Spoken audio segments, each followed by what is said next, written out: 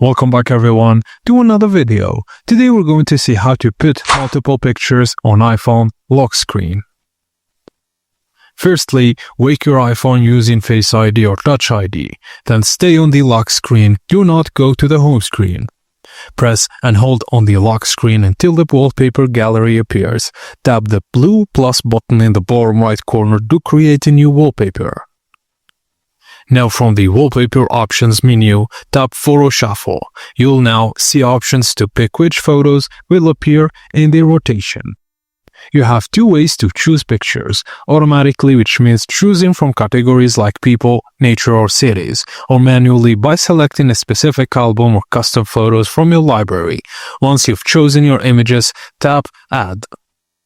Now tap the ellipsis icon in the bottom right corner, then select Shuffle Frequency and choose one of the following like daily, hourly, on the log, or on tap.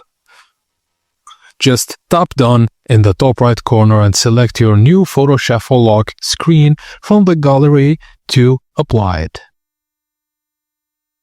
Thank you guys for watching, and please don't forget to like and subscribe for more tips and tricks like this.